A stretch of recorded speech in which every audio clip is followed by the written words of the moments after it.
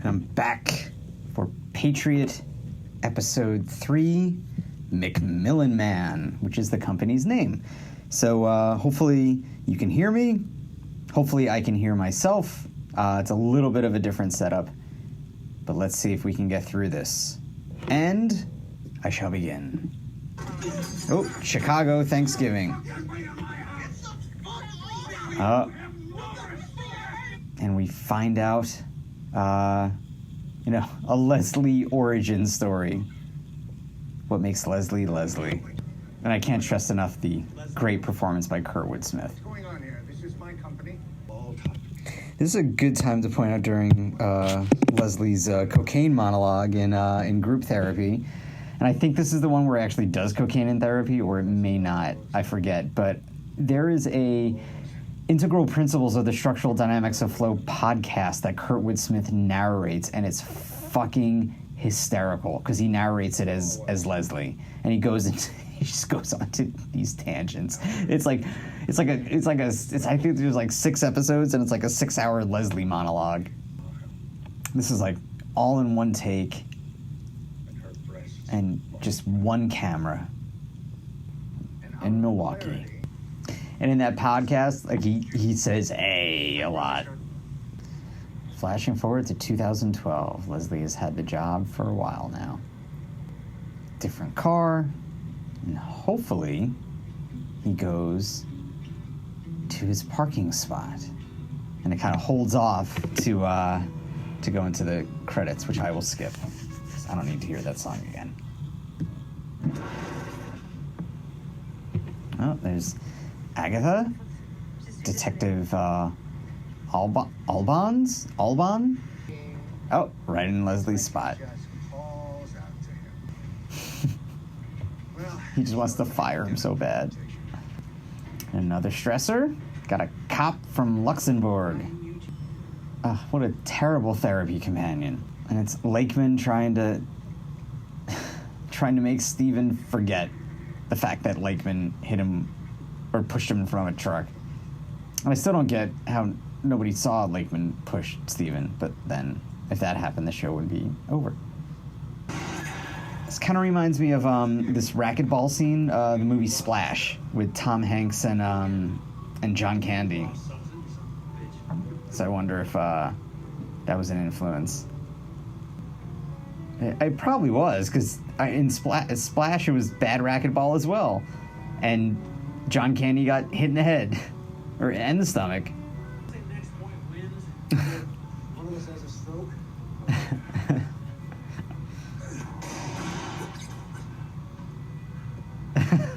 It's just laugh out loud funny.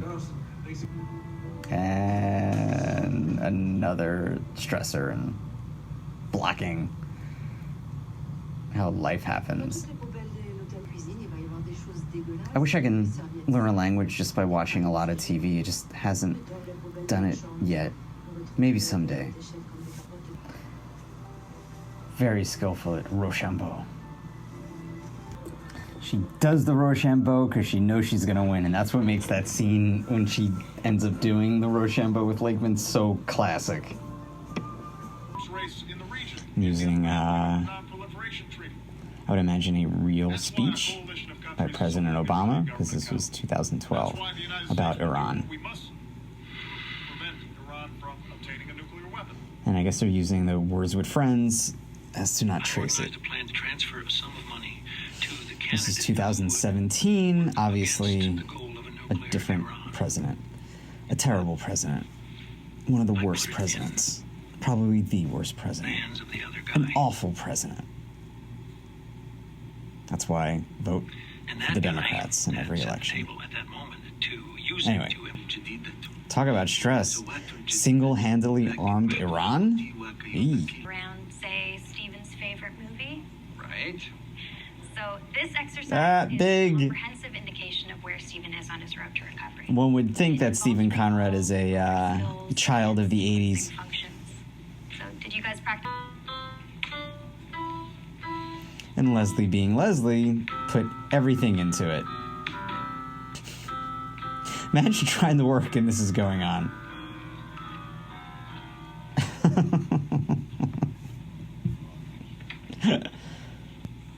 There's a guy named Steven, and because of me. Michael Dorman is such a good actor. I mean, all the acting on this show is so good. Oh. Talk about anxiety-provoking.